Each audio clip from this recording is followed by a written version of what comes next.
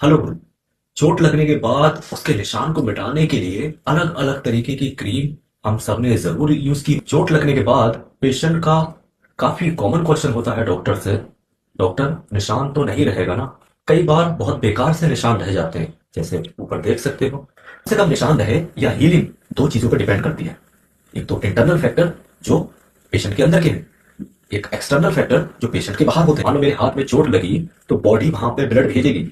Artery के जरिए blood जाता है जिसके अंदर ऑक्सीजन, न्यूट्रिएंट्स जैसे कि ग्लूकोज, प्रोटीन, मिनरल्स जैसे जिंक, विटामिन जैसे विटामिन सी और भी चीजें जो कि जरूरी होती है वहां पे सेल यूज करेंगी, हीलिंग होगी। यूज करने के बाद जो भी खराब चीज है, वेस्ट मटेरियल है, वो वेन के जरिए वापस आ जाएगा। बात आती है कि इंटरनल फैक्टर्स क्या हुए। पहला तो लोकल फैक्टर, जहां पे चोट लगी है वहां के फैक्टर्स, और बाकी पूरी बॉडी के फैक्टर उनको सिस्टमिक फैक्टर्स बोलते हैं। लोकल फैक्टर्स जैसे कि मैंने कहा कि आर्टरी से ब्लड जाना है, इसका मतलब क्या है कि आर्टरी और ब्लड सही होना चाहिए। इसका मतलब हुआ अनीमिया नहीं होना चाहिए, आर्टरी की कोई बीमारी नहीं होना चाहिए, जैसे कि स्मोकिंग वगैरह में जो ब्लड वेसल है वो सिकुड़ जाती है तो ब्लड कम जाएगा।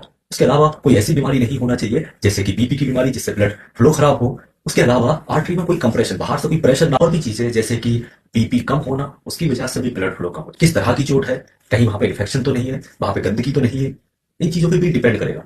है कि ब्लड जो वापस आएगा उस पर भी डिपेंड करेगा, क्योंकि वो है कि वेस्ट मटेरियल वापस लाना जरूरी है, नहीं तो वहां इकट्ठा हो जाएगा, हीलिंग इफेक्ट होगी, तो उसको वापस लाना भी जरूरी है। वो वेन के जरिए वापस आएगा। अगर मान लो मैंने वेन में कोई बीमारी है वापस नहीं आ पा रही है, या यहाँ पे जोर से कंप्रेस यानी प्रेशर दे रखा है, दबा रखा है, तो ब्लड वापस नहीं आएगा। तो कंजेशन या इडीमा या स्वेलिंग नहीं होना चाहिए, ज्यादा टाइट ड्रेसिंग नहीं करना है, ज्यादा प्रेशर नहीं लगाना है। अब बात आती है कि जो हीलिंग डिपेंड करेगी हमारे बॉडी के सिस्टम पे, जिसे हम सिस्टमिक फैक्टर्स बोलते हैं। इसकी एज पे डिपेंड करेगी। इसके अलावा न्यूट्रिशन क्या खाते हैं की बीमारी तो नहीं है, किडनी लिवर की बीमारी तो नहीं है, इसके अलावा कोई बहुत लंबे समय से बीमारी तो नहीं है, कोई ऐसी बीमारी तो नहीं है जिसकी वजह से ब्लड ही कम फ्लो हो रहा है, ब्लड ही कम बन रहा है। डिप्रेशन, फियर या नींद पूरी ना होना, इन पे भी डिपेंड करता है। अब बात आती है कि हीलिंग एक्सटर्नल फैक्टर्स भी पे डिपेंड करती है। एक्सटर्नल फैक्टर्स में दो आते हैं, एक तो एनवायरमेंट, दूसरा डॉक्टर। एनवायरमेंट में अगर देखें तो डिपेंड करेगा कि हाइजीन कैसी है, वहां का क्लीन है नहीं है सराउंडिंग, कहीं गंदगी ज्यादा तो नहीं है। इसके अलावा टेम्परेचर कैसा है, वहां का मॉइस्चर कैसा है, इस पे भी डिपेंड करेगा। लास्ट में आता है डॉक्टर फैक्टर, जो कि सबसे ज्यादा इंपॉर्टेंट होता है कई बार, जिसमें कि डॉक्टर की डायग्नोसिस, उसको कब सर्जरी करना है, कब सूचर करना है, इस पर डिपेंड करता है। सूचर के लिए क्या मटेरियल यूज किया वो उस पर डिपेंड करता है। सूचरिंग का एंगल पे डिपेंड करता है, कितना टाइट करना है सूचर उस पर डिपेंड करता है, कितनी टेंशन देना है उस पर डिपेंड करता है, किस तरह से कट देना है अगर जरूरत पड़े उस पर भी डिपेंड करता है। ज्यादा टाइट ड्रेसिंग नहीं करना उस पर डिपेंड करता है।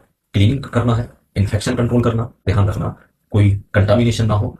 क्या मेडिसिन देना है उस पर डिपेंड करेगा। कब सूचर निकालना है उस पर भी डिपेंड करेगा। जेंटल हैंडलिंग होना चाहिए।